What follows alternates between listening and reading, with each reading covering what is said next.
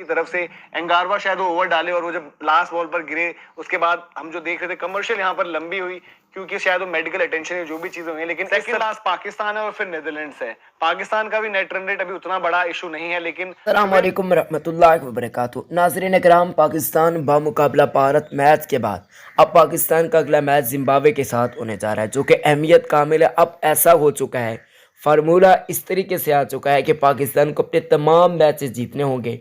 उसके बाद पाकिस्तान सेमीफाइनल के अंदर डायरेक्टली चला जाएगा, क्वालिफाई कर जाएगा। अच्छा, मैं देख रहा हूँ भारतीय मीडिया, इसके अलावा और भी काफ़ी लोग हैं जो कह रहे हैं कि पाकिस्तानियों को फ़ायदा आईसीसी पहुंचा रहा है। बेसिकली जो मैच हुआ है वो साउथ अफ्रीका और जिम्बाब्वे का, वहां पर फाते साउथ अफ्रीका को करार दे देना चाहिए था, मगर एक एक पॉइंट्स दिलवाया है।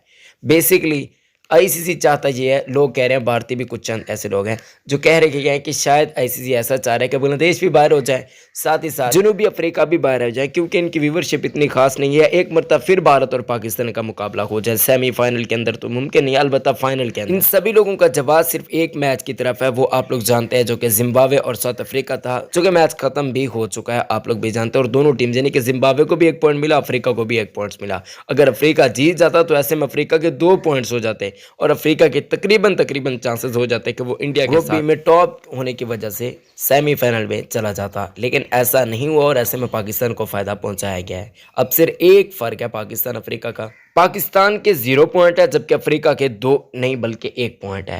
यानी कि नुकसान हुआ है अफ्रीका को भरपूर किस्म का। पाकिस्तान अपने तमाम अगले मुकाबले जीत कर डायरेक्टली सेमीफाइनल के अंदर जाएगा और ये सारा फार्मूला आईसीसी की तरफ से भी वाजे होता हुआ दिखाई दिया जा रहा है। वीडियो को लाइक करें, चैनल को सब्सक्राइब करें।